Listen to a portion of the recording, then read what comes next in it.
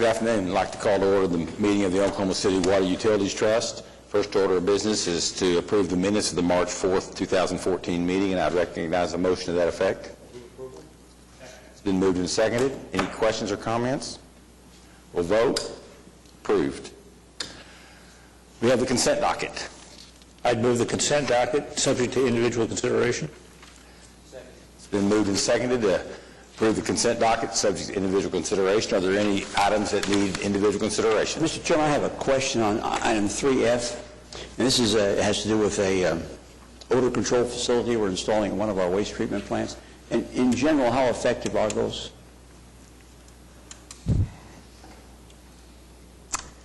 I'll go with about 80%. There are multiple sources of odors inside the wastewater treatment plant. So the focus is always to target the places where the most odor comes off at one time. If we have a difficulty, for example, though, in the way we handle sludge at some of the treatment plants, sludge is pretty smelly.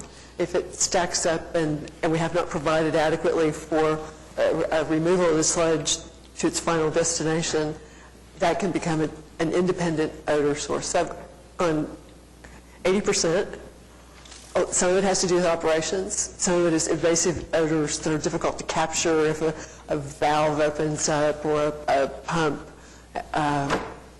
if a control temporarily malfunctions or something like that. It'll be much better. Never perfect. Do we have these facilities installed at all our waste treatment plants? We're getting there. These programs are going in. These improvements are going in at Deer Creek and Chisholm Creek now. North Canadian has some, but fewer because it's more remote.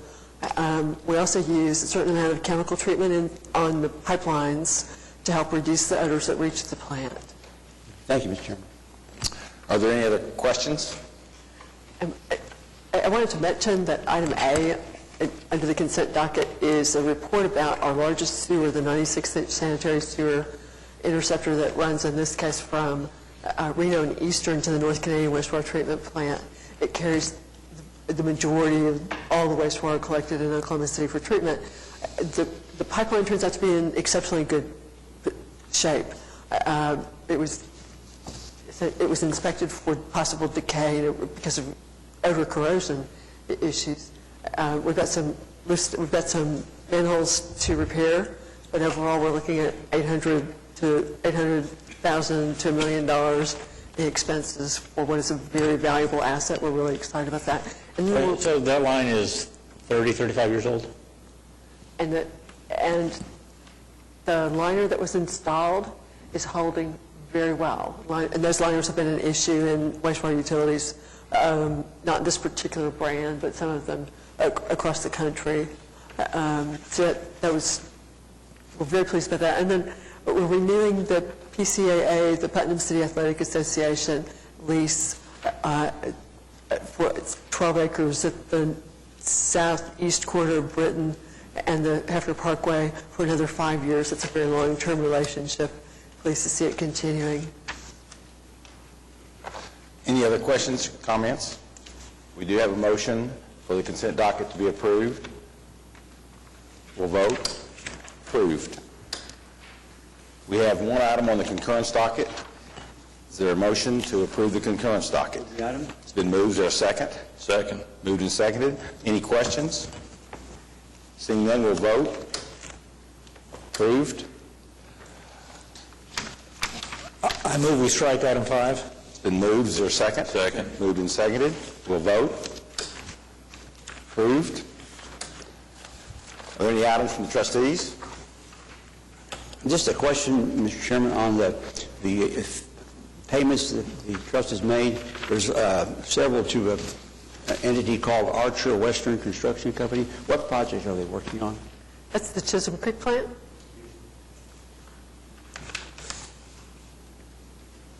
Any other questions? No, I see. Any other comments from trustees? Moving to general manager's report. Ms. Slaughter. Thank you, Mr. Chairman. So we have a couple of reports on the agenda. The first involves the annual setting of the sewer winter period consumption base, which is your for residential customers, your sewer volume that you'll be charged through the next year until April of next year. But what's interesting about this is the average remains 5,000 gallons a month for a typical household. A few accounts went up, a few accounts went down. About as many stayed the same. It's a kind of an interesting, we've seemed to have stabilized this at this time. Had we had a slightly wetter winter, we aren't certain whether we would have seen differences, but over the last 3 winters, we're seeing the same thing 3 years in a row, and pleased that that's stabilized from our perspective.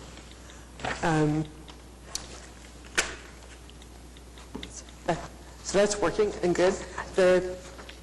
You also have a report about the general status of the Utilities Department for February. I'd like to contrast for you that lake levels, although not full, are generally better than they were at this time last year. Lake Hefner's the only lake that is essentially the same at 1193 feet. Lake Overholser's 4 feet higher, Lake Draper's 13 feet higher, and virtually at normal levels at this time. Atoka's higher, Mickey Creek is higher, and Canton Lake actually is about 3 feet higher than it was at this time last year. Would you explain the footnote for Canton Lake? I'm not sure I understand what that's telling us.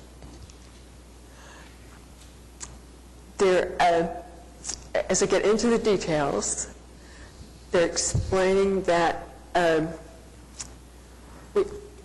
here's the reason they're describing that it's a total volume, including the inactive pool. Well, no, that one, McGee Creek, I get. All right. It's the double asterisk, which is saying it doesn't reflect reductions from last year, and there's numbers are different. I'm not sure.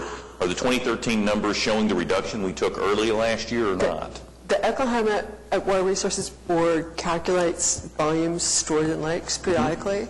They're not all completed at precisely the same time because it's a continuing process every 10 or 15 years. So our records reflect slightly more than are indicated in the most recent OWRB reports. We're sticking with our numbers. Okay. Because, maybe I should just take those footnotes off. We're sticking with our numbers for sake of consistency and looking at past data.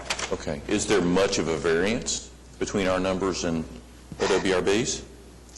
It can be as much as 10,000 acre feet. And so in relation to Canton on a percentage basis, what is that? It is in that case immaterial. Okay. The numbers also, there are so many factors in those kinds of tests. Sure. Just, we look at them as a whole with all the things that impact lake storage and make an attempt to make a good decision about whether there's something significant going on. For example, if it's a lake that has a high intake of suspended solids that might settle, that is planned for in most Oklahoma lakes, particularly in the east. So we might take that a little more seriously and want to do further investigation about loss of storage.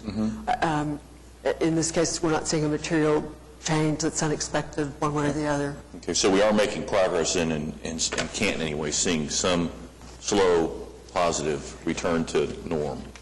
We are. We have 12 feet left to go. Right, right. We always remain hopeful and watch for rain. It is dry in the western part of the state, as you know.